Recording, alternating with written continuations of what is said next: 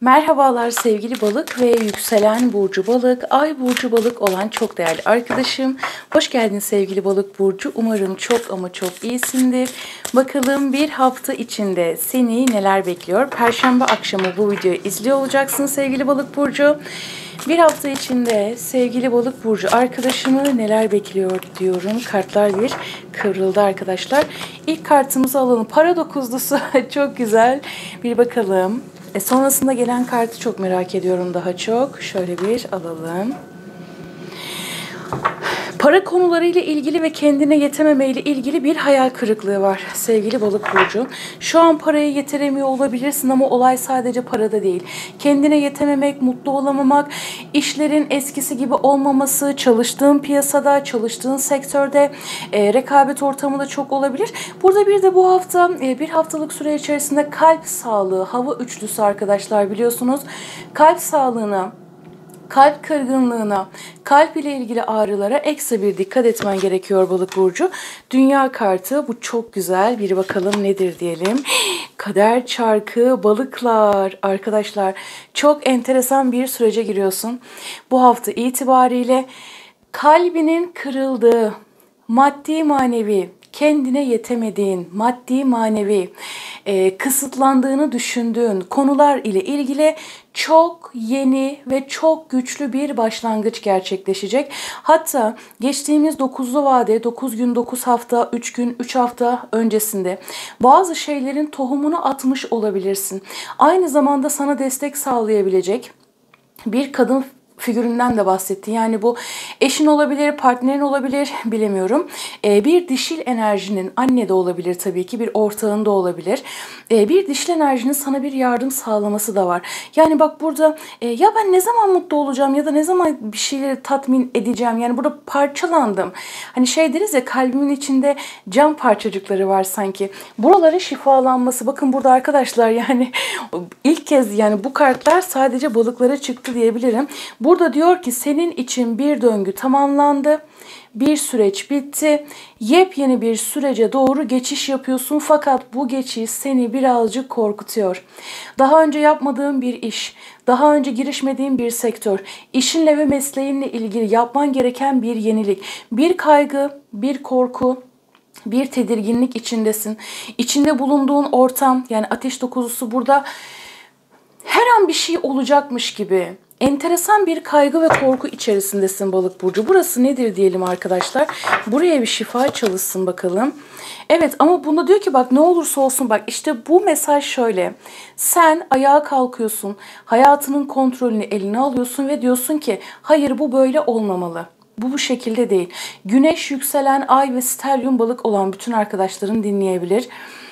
Bu böyle değil diyorsun ve bir şeylerin kontrolünü sen eline alacaksın ve yola çıkıyorsun. Aynı zamanda bu bir haftalık süre içerisinde işlerini halletmek için bazı yolculukların ve seyahatlerin de gerçekleşecek. Şöyle bir bakalım. Yani diyorsun ki hani olmaz, ben bunu kabul etmiyorum. Yani ben böyle bir yenilgi ya da böyle bir korku, kaygı içerisinde yaşamak istemiyorum dediğim bir durum var. Hayatının kontrolünü eline alacaksın. Hemen bir bakalım.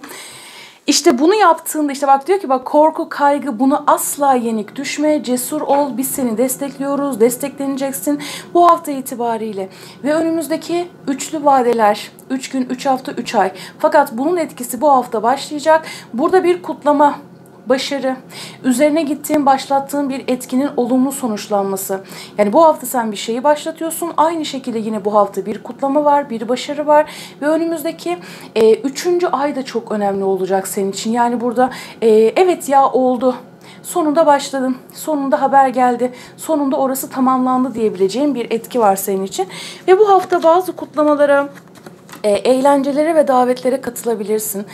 Aynı zamanda şöyle bir bakalım arkadaşlar. Ateş altısı. Arkadaşlar burası çok güzel. Sevgili balık burcu, bu korktuğun, kaygı çalıştırdığın, endişe ettiğin durum neyse, hayatına yeni arkadaşlıklar ve yeni çevreler girecek. Ben burada yeni bir başlangıç, yani senin için tamamıyla bir döngü bitmiş. yepyeni bir döngüye, yepyeni bir sürece doğru geçiş yapıyorsun. Tüm korkularına rağmen yola çıkıyorsun. Sistem seni destekliyor. Burada kutlama, başarı, zafer, güç. Fakat egona dikkat etmen lazım. Çünkü burada ego ile ilgili çok hafif bir sınav verebilirsin. Ama zaten hani pek çok konuda epeyce bir yoğrulduğun ve de harmanlandığın için bu senin için çok da böyle büyük bir etki olmayacaktır. Ve ateş altılısı zaten en sevdiğimiz kart arkadaşlar. Yani burada başarı, takdir görmek, başarı görmek, onaylanmak çok şanslı. Yani gözde olmak, yaptığın işte popüler olmak, dikkat çekmek. Ya çok rekabet ortamı var, nasıl öne çıkarım dediğin noktasında o korkularının üzerine gittiğinde öne çıkacaksın sevgili balık burcu. Yani burada güzel destek var arkadaşlar. Bir kart daha alalım bakalım, adalet kartı. Geçtiğimiz beşli vadelerde sevgili balık burcu, arkadaşlar bazılarınızın mahkemeyle alakalı konuları var. Fakat burada şöyle bir durum var. Bazı arkadaşlar genel açılımda mahkeme nasıl sonuçlanacak söylemek çok zor. Çünkü herkesin süreci çok farklı biliyorsunuz. Fakat burada bazı hayal kırıklıklarına dikkat edin. Özellikle mahkemelik durumları olan arkadaşlarım. Çünkü burada birileri sizi çok yanlış yönlendirebilir ve kafan karışabilir sevgili balık burcu. Ama neticede burayla ilgili güzel haberler var. Dediğim gibi hani bu tarz konularda genel açılımda direkt cevap vermek çok sağlıklı değil açıkçası. Kafa karışıklığına dikkat et. Pek çoğunuz arkadaşlar online işler yapmak, iletişim konusunda haberleşmeye, mesajlaşmaya beklediğin haberler varsa bunların sana geleceğiyle ilgili 7 günlük süreyi aldık ama önümüzdeki 8 günlük süreç ekstra bir önemli olacak senin için. Burada kafanın karıştığı, onu mu seçsem, bunu mu seçsem, oraya mı gitsem, buraya mı gitsem, kaybettim zaten, öyle de oldu, böyle de oldu noktasından bir hareket ve bir hız gelecek. Para kralı. Evet. Şimdi burada ayaklarını yere çok daha sağlam. Bakın arkadaşlar burada hisleri çok kuvvetli. Özellikle şimdi destenin altında su kraliçesi çıktı ya arkadaşlar. Yani bu kişi daha çok sizin yakınınızda olan, bildiğiniz biri gibi geldi, toprak altılısı. Yani bir dişil enerjiden sen maddi manevi bir destek alacaksın.